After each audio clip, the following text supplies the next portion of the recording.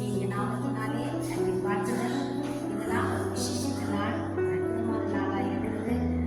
அன்பார்களே, இன்றைக்கு உலக அந்நிய தினமாய் இருக்கிறது. இந்த நாளிலும் அனைத்து அந்நியர்களுக்கும் என்னுடைய மனமார்ந்த வாழ்த்துதல்களையும் ஆசீர்வாதங்களையும் பெற்றுக்கொள்ளும்படி நாங்கள் ஆசீர்வதிக்கிறோம். நிச்சயமாக அந்நியர்கள் ஆண்டவரினால் ஆசீர்வதிக்கப்பட வேண்டியவர்கள்.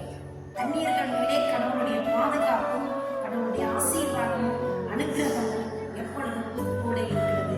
எனவே இந்த நாளிலும் கூட அன்பானவர்களே, நாங்கள் தேவனுடைய சமூகத்திலே தேவன் கனம் பண்ணின அநேக அந்நியர்கள், அது மட்டுமல்ல அவரை ஈன்றெடுத்த தாயை அவர் ஒரு நாளும் மறந்து போகவில்லை.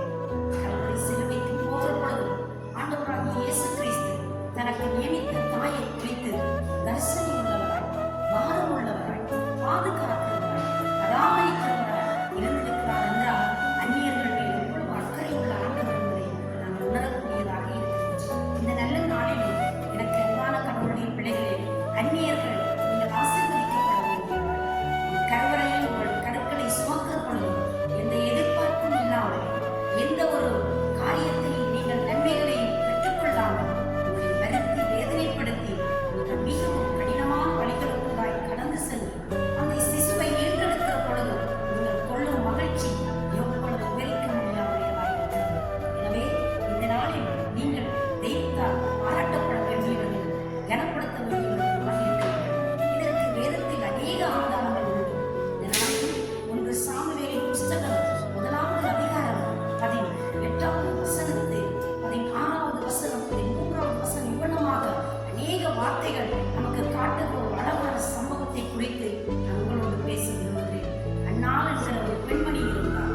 அவருடைய வாழ்க்கையில் அனைத்து ஆசீர்வாதங்களும் கிடைத்தது, அனைத்து நன்மைகளும் இருந்தது, நல்ல செல்வ செழிப்பு இருந்தது, கணவனுடைய நேசம் பாசம் எல்லாம் இருந்தது. ஆனால் அங்கே ஒரு குறைவு இருந்தது. அவருக்கு குழந்தை பாக்கியம் இல்லாமல் இருந்தது. அந்த குழந்தை பாக்கியத்துக்காய் அவர் தேவனை நோக்கி பார்க்கிறார். தெய்வத்திடத்தில் மன்றாடுகிற பொழுது தேவன் அவருடைய சத்தத்தை கேட்டு ஒரு ஆண் குழந்தையை கொடுக்கிறார். அந்த பிள்ளைதான் அங்கே ஆண்டவருடைய சமூகத்தில் ஒரு வல்லமையான தீர்க்கதரிசியாய், தான் தொடங்கி பேர்சிபா மட்டும் பெரிய பிரபல்யமான தீர்க்கதரிசியாய் மாறினார். அநேக ராஜாக்களை அபிஷேகம் பண்ணுகிற ஒரு பாக்கியம் அந்த தீர்க்கதரிசிக்கு கிடைத்தது. இதிலிருந்து நாம் என்னத்தை கற்றுக்கொள்ள முடியும்?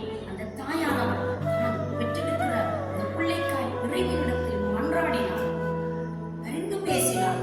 தடைகள் வந்தது, எதிர்ப்புகள் வந்தது, வேதனைகள் வந்தது, விசனப்படுத்துதல் வந்தது, கண்ணீர் இருந்தது, கவலை இருந்தது.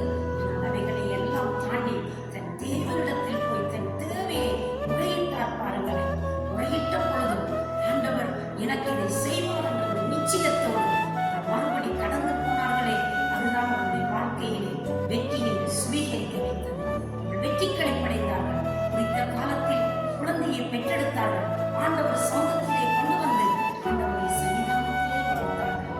வளர்த்ததன் நிமித்தமாய் அந்த பிள்ளை பெரியவனாகி தேவனுடைய வாயாய் செயல்பட்டார், தீர்க்கதரிசியாய் செயல்பட்டார், தேவனுக்கு ஒரு சாதனையாளனாய் மாறினார். இப்படியாக தேவன் செய்ததான அற்புதங்களும் அதிசயங்களும் அளப்பெரியவைகளாய் இருக்கிறது. ஆண்டவருடைய பிள்ளைகளே, குழந்தை பாக்கியம் இல்லை என்று அழுது கொண்டிருக்கிறீர்கள். இந்த நாட்களிலே ஒரு குழந்தை செல்வம் எனக்கு இருந்திருந்தால் நான் ஏதாயிரம் ஒன்றை சாதிக்கலாம் என்று சொல்லி நீங்கள் போராடி கொண்டிருக்கலாம். வெற்றியை பிள்ளைகளை பெற்றெடுத்து பிள்ளைகளை வளர்க்க முடியாதபடி கண்ணீரின் வழிக்குள்ளே நீங்கள் கடந்து போகலாம். பல தேவைகள் இருக்கிறது. என் பிள்ளைகளுடைய அங்கலாய்ப்பை, என் பிள்ளைகளுடைய தேவைகளை யார் சந்திப்பார்கள் என்று மனக்கலக்கத்தோடு இருக்கிற தாய்மார்கள் இருக்கலாம். இந்த கண்ணீரை கத்தர் துடைப்பார். ஆகாரம் பெண்மணி வனாந்திரத்தில் நடந்து போனான். தன் பிள்ளை சாக போகிறதே, பிள்ளை ஆகாரமும் தண்ணீரும் இல்லாமல் மடிந்து போக போகிறது என்று சொல்லி அதை பார்க்க முடியாமல் அப்புறம் போய் அழுது கொண்டிருந்தார். அந்த கண்ணீரை தேவன் கண்டார்.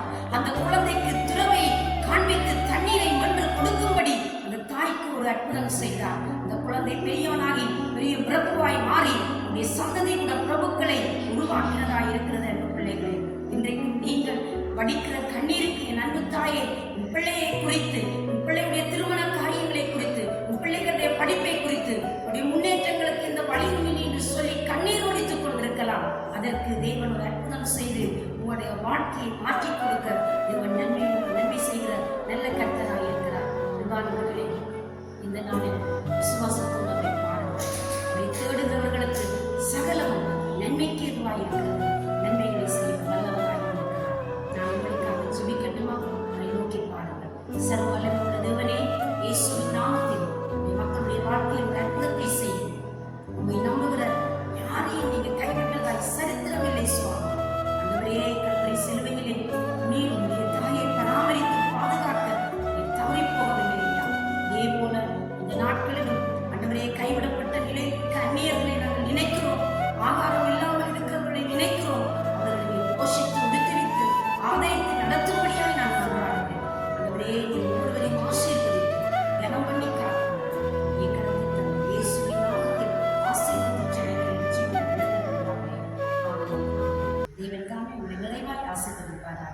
God bless you.